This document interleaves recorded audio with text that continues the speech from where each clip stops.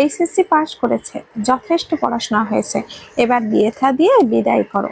পরের মেয়ের পিছে এত টাকা খরচ করার কোনো মানেই হয় না বাপু। কথাটি আমার দাদির।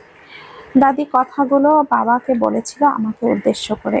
আজকে আমার এইচএসসি রেজাল্ট পাবলিশ হয়েছে, গোল্ডেন A+ পেয়েছি, অথচ তারা আমাকে আর পড়াতে চাইছে না, বিদায় দিয়ে আপদ বিদায় করতে চাইছে।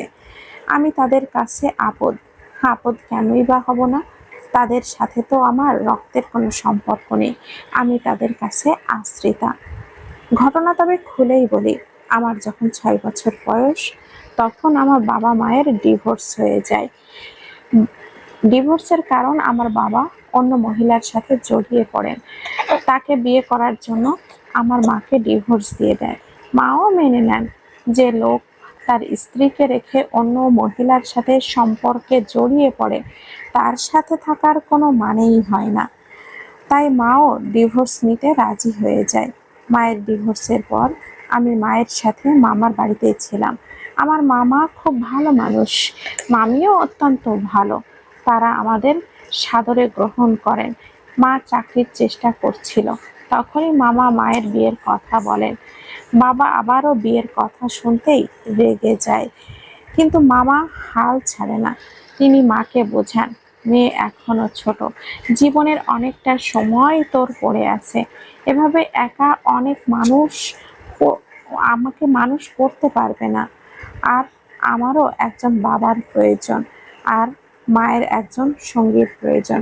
সারা জীবন আমাদের পাশে তো আর আমার মামারা থাকতে পারবে না। আমাদের শক্ত গাছের প্রয়োজন, যে কিনা আমাদের মা মেয়েকে সকল ঝড় ঝাপটা থেকে রক্ষা করবে। কিন্তু মা আমাকে রেখে বিয়ে করতে সাফ না জানিয়ে দিলেন। আমাকে রেখে স্বার্থপরের মতো নিজের কথা তিনি ভাবতে পারবেন না। যদি কেউ আমাকে সহ মাকে বিয়ে করতে রাজি হন, তবেই তিনি বিয়ের কথা ভেবে দেখবেন, নয়তো নয়। পরের সন্তানই মামা মায়ের জন্য বিয়ের সম্বন্ধ নিয়ে এলেন। ভদ্রলোকের বিয়ের 2 বছর পর স্ত্রী মারা যান, তারপর আর বিয়ে করেননি। 3 বছর একা আছেন। ভদ্রলোকের বয়স 33 বছর, সুদর্শন, সুশিক্ষিত আর ভালো পরিবারের। ওনাদের নিজেদের ব্যবসা আছে, অবস্থা সম্পন্ন পরিবার। তাই মামা মায়ের জন্য এই সম্বন্ধটা নিয়ে এলেন। আমার মা যথেষ্ট সুন্দরী, যথেষ্ট বললেও ভুল হবে, অতিরিক্ত সুন্দরী, পড়াশোনা জানা মেয়ে। তাই তাদের চট করেই পছন্দ হয়ে গেল। মাকে নেওয়ার জন্য তারা পাগল হয়ে উঠলেন, কিন্তু মা তাদের সামনে শর্ত জুড়ে দিলেন, যেন তিনি তখনই বিয়ের জন্য রাজি হবেন, যদি আমাকে সহ ওনারা মাকে গ্রহণ করে। এই শর্তে তারা যেন ঝিমিয়ে পড়লেন। আমার মায়ের হবু বর আমাকে একবার দেখতে চাইলেন। মা ওনাকে নিয়ে আমার কাছে আসলেন। আমি বারান্দায় বসে পুতুল পুতুল খেলছি, তিনি এসে আমার পাশে বসলেন। আমি ওনার দিকে তাকিয়ে হি হি করে হেসে দিয়ে বললাম, তুমি তাহলে আমার নতুন বাবা? তিনি আমার মাথায় হাত বুলিয়ে বলেন, হ্যাঁ মা, আমি তোমার নতুন বাবা। মা অবাক চোখে ওনার দিকে তাকালেন। তিনি মায়ের বিস্ময় কাটানোর জন্য বলেন, এমন ফুলের মতো মেয়ের বাবা হওয়া কজনের ভাগ্যে থাকে বলুন তো? আমি এই ফুলের বাবা হতে চাই। আপনি কি আমাকে সেই সুযোগটা দিবেন? আমার নতুন বাবার পরিবারের বেশ অসম্মতি থাকলেও তিনি মাকেই বিয়ে করবেন বলে সাফ জানিয়ে দিলেন। তাই তারাও আর না পেরে রাজি হয়ে গেলেন। এভাবেই আমার এই পরিবারে আসা। দীর্ঘ 12 বছর যাবৎ পরিবারেই আছি, কারোর কাছে পরিবারের একজন, কারোর কাছে আশ্রিতা। মা, আমি ফুলকে এত তাড়াতাড়ি বিয়ে দিতে চাই না। বাচ্চা মেয়ে, আরেকটু হোক বড়, তারপর ভালো ঘর দেখে বিয়ে দিয়ে দিব। বাবা দাদিকে এ কথা বলে আমাকে নিয়ে ঘরে চলে গেলেন। আমার নাম ফুল নয়, তবে সেই দিন থেকে আমাকে দেখার পর বাবা আমাকে ফুল বলেই ডাকেন। এই বাড়িতে সবাই আমাকে তানহা বলেই জানেন। এই বাড়ির সবাই আমাকে তানহা বলেই ডাকে। মাও আমাকে ফুল বলেই ডাকা শুরু করেন। মায়ের মতোই এই নামটাই আমার সাথে যায়। আমি নাকি ফুলের মতো সুন্দর, তাই এই নাম নিয়ে আমারও কোনো আপত্তি নেই। নামটা আমারও যথেষ্ট ভালো লেগেছে। আমার আসল নাম তাইবা তাসনিম তানহা। মা আর বাবাই আমাকে ফুল বলে ডাকে, বাকি সবাই তানহা। ফুল, তুই মায়ের কথা কিছু মনে করিস না মা, আমি তোকে ভার্সিটিতে ভর্তি করিয়ে দিব, বাবা আমায় বললেন। আমি মাথা নাড়ালাম। এখন দেখ তোর জন্য কি এনেছি বলে বাবাই একটা প্যাকেট বের করে আমার হাতে দিলেন। প্যাকেট খুলে দেখলাম আমার পছন্দের সব চকলেট। আমি হেসে দিলাম। বাবা আমার অনেক ভালো মানুষ। আমার প্রতি তার ভালোবাসা দেখলেই বোঝা যায় না তিনি আমার আসল বাবা নয়। আমার নিজের বাবাও আমাকে কখনো এতটাও ভালোবাসেনি তিনি আমায় যতটা ভালোবেসেছেন। আমি চকলেট বের করে মুখে দিব তখনই শুনতে পেলাম, আপনি তুই একাই খাবি, আমাকে দিবি না? পেছনে ঘুরে দেখি তুহিন দাঁড়িয়ে আছে। তুহিন আমার ছোট ভাই, ওর বয়স 10 বছর। ও আমাকে খুব ভালোবাসে, যদিও এই বাড়ির মানুষ প্রতিনিয়ত ওর কানে বিষ ঢালে আমি ওর আপন বোন নই, আমাকে যেন এত ভালো না বাসে, কিন্তু ও কাউকে পাত্তা দেয় না। এক মায়ের পেটের ভাই বোন, বাবা আলাদা, তাতে কি? উল্টো দিন দিন আমার প্রতি ওর ভালোবাসা বেড়ে চলেছে। আমি ঠিক করে হেসে ওর মুখে চকলেট করে দিলাম। দুই ভাই বোন মিলে চকলেট খাচ্ছি। চকলেট খাওয়া বাদ দিয়ে কিছু মনে করার ভঙ্গিতেই বলল, আপনি তুই বস, আমি আসছি। দৌড়ে কোথায় যেন চলে গেল। তারপর আবার পাখির মতো করে আহ, চলে আসলো। একটা প্যাকেট হাতে ধরিয়ে দিয়ে বলল, আপনি এটা তোর জন্য। আমি অবাক হয়ে বললাম, কি এটা? ও বলল, সারপ্রাইজ। আমি খুশিতে গদগদ হয়ে প্যাকেটটি খুলতে লাগলাম। আমি প্যাকেটটা খুলে এক জোড়া ঝুমকো দেখতে পেলাম। কি সুন্দর ঝুমকো! ও খুশি খুশি মুখে আমার দিকে ঝুমকোটা দিয়ে বলে। আমি ওর গালটা টেনে বললাম, তুই তুই তো দেখছি বড় হয়ে গেছিস, আপুর জন্য ঝুমকো কিনে এনেছিস? তুই কৌতূহল নিয়ে বলল, আগে বলো কেমন হয়েছে? অনেক সুন্দর, আমার খুব পছন্দ হয়েছে। তুহিন বলল, তুই এত ভালো রেজাল্ট করেছিস তাই ভাবলাম তোকে কোনো গিফট দেওয়া যাক।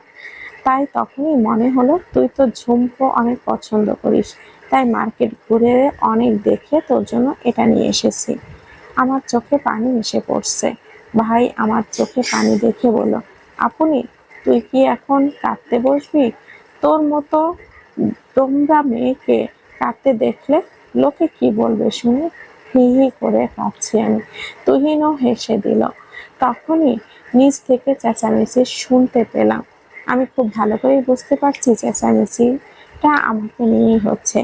এই বাড়িতে 80% চেঁচামেচি আমাকে ঘিরেই হয়। আমি আর তুহিন পা টিপে টিপে নিচে গেলাম। নিচে মিটিং বসেছে। বাবা, মা, দাদি, বড় চাচা চাচি মিলে মিটিং। দাদি বলে উঠল, পরের মেয়েকে নিয়ে এত তোর এই আহ্লাদিপনা আমার আর একদম সহ্য হয় না। কাকি বলছে, জামিল, 2 দিন পরই যদি এই মেয়ে আমাদের মুখে চুলকানি মেখে কোনো ছেলের হাত ধরে পালিয়ে যায়, তখন সমাজে মুখ দেখাতে পারবে? বাবা বললেন, কি বলছেন ভাবি, ফুল এমন মেয়েই না। আমার মেয়েকে এ, এইসব বলবেন না। তোমার মেয়ে, এই মেয়েকে নিয়ে তোমার এত আদিক্ষেতা কেন? আমার মেয়ে, আমার মেয়ে করে করে একদিন এই মেয়ের জন্য নিজের সর্বনাশ ডেকে আনবে, এই বলে দিলাম, দেখে নিও।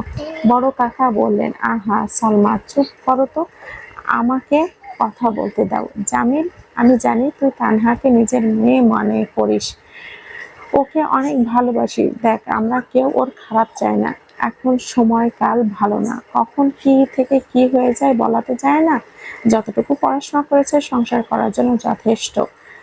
ও তোর আর ডাক্তার ইঞ্জিনিয়ার হতে যাচ্ছে না? তারপর যদি পড়তে চায় বিয়ের পর পড়বে। কত মেয়েই তো বিয়ের পরে পড়াশোনা করছে। আমি শুধু চাই মান সম্মানের সাথে ও শ্বশুরবাড়িতে যাক, ভালো থাকুক। তাহমিনা মানে আমার মা। তুমি কি বলো তাহমিনা? এতক্ষণ নির্বিকারে মাথা নিচু করে বসেছিলেন আমার মা। মাথা তুলে বলেন, আমি আর কি বলবো, আপনারা যা ভালো মনে করেন। এই বাড়িতে মায়ের সব ব্যাপারে সবকিছু বলার অধিকার থাকলেও আমার ব্যাপারে কিছু বলার বা সিদ্ধান্ত নেওয়ার কোনো অধিকার তার নেই। আমাকে নিয়ে যখন কথা হয় তখন তিনি নীরব দর্শক হয়ে শুনে যান। আমাকে যখন দাদি বা কাকি এই বকাঝকা করেন তখন মা চুপ করে থাকেন, কোনো প্রতিবাদ করেন না। মা আমার ভীতু, তবে জবাব দিতে নয়, আমাকে হারাতে ভয় পান। মায়ের ধারণা মা যদি আমাকে নিয়ে কথা বলেন তবে আমাকে আর এখানে থাকতে দিবে না।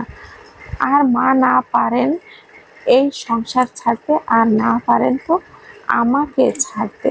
তাই আমাকে আঁকড়ে ধরে রেখেছে কোনো না কোনোভাবে। যতই ওনারা আমাকে বকাবকি করেন না কেন, নীরবে চোখের জল ফেলি না কেন, আমি অনেক অনেকবার দেখছি মাকে কাঁদতে। আমি ভালো রেজাল্ট করায় বাবার ব্যবসার সিদ্ধান্ত নিয়েছেন আমাকে ভালো কোনো প্রাইভেট ভার্সিটিতে ভর্তি করানোর। আর এখানেই যত বিপত্তি বাঁধলো, পরের বাড়ির মেয়ের জন্য এত টাকা খরচ করার কোনো মানেই হয় না। যদিও এই পরিবারের একটি মাত্র মেয়ে, 10টা মেয়ে প্রাইভেট পড়ে, 10টা প্রাইভেট পড়িয়ে খাইয়ে মানুষ করার অ্যাবিলিটি আছে, কিন্তু ওই যে আমি পরের বাড়ির মেয়ে, আমি শাড়ি পরে সেজে গুজে পা ঝুলিয়ে বসে আছি বিছানায়। আজ আমাকে দেখতে আসবে, সেটা মায়ের সিদ্ধান্তে। তবে আমার সিক্স সেন্স বলছে এইসব শুধু হচ্ছে মা বলে গেছে আমি যেন এখানে চুপটি করে বসে থাকি, তাই বসে আছি। নিজেকে আয়নায় দেখতে ইচ্ছে করছে, তাই বেড থেকে নেমে আয়নার সামনে গিয়ে দাঁড়ালাম। ওমা, আমি নিজেকে দেখে নিজেই মা সবুজ কালারের শাড়ি পরিয়ে দিয়েছে, হালকা মেকআপ, কাজল, হালকা লিপস্টিক, সাথে অলংকার। নিজেকে দেখে নিজেই যেন ক্রাশ খাচ্ছিলাম, কিন্তু সেটা দীর্ঘস্থায়ী হলো না। কোথা থেকে রাইহান রাহাত এসে হাজির। আমাকে দেখে ভেঙচি মেরে বলে, ওই ফকিন্নি, এভাবে সেজে বসে আছিস কেন? শাড়ি খোল, মেকআপ ধুয়ে ফেল, নয়তো রাস্তার ওপাশে পচা ডোবায় নিয়ে তোকে চুবানি দিব। যে ছেলে দেখে এলাম, মা গো মা, ওই ছেলের সাথে তোর বিয়ে দেব না, বুঝলি? আমি ভাবনাহীন ভাবে বললাম, বুঝলাম, এবার যা। রাহাত কটমট করতে করতে বলো, যাচ্ছি ছাকচুন্নি। আমি ভুরু কুঁচকে তাকাতে বেরিয়ে গেল। আমি আবার আয়না দেখায় মন দিলাম। এ হচ্ছে আমার সতীন, আমার জানের দুশ্মন রাহাত, বড় চাচার ছেলে, আমার আরেক শুভাকাঙ্ক্ষী। ও আমার একমাত্র বন্ধু, থুরির শত্রু। ওকে আমি দিনে রাতে 10 বার কেটে পিচ পিচ করি। ওই একমাত্র ব্যক্তি যার উপর আমি রাগ সব ঢালতে পারি, ইচ্ছে মতো বকতে পারি, সব কিছু শেয়ার করতে পারি। আমরা এক ক্লাসে পড়ি, ছোটবেলা থেকে একসাথে বড় হয়েছি, একই স্কুল কলেজে পড়াশোনা করেছি। বেচারা পড়াশোনা মনোযোগী নয়, তাই টেনে টুনে অনেক কষ্টে পায়। আর বড় কাকিমার সমস্যা, যেখানে আমি গোল্ডেন পেয়েছি সেখানে ওর এমন রেজাল্ট কেন হবে, তাই আমাকে বিদায় করার প্ল্যান। যাই হোক, এখন দেখার বিষয় প্ল্যান কতটুকু সাকসেস হয়।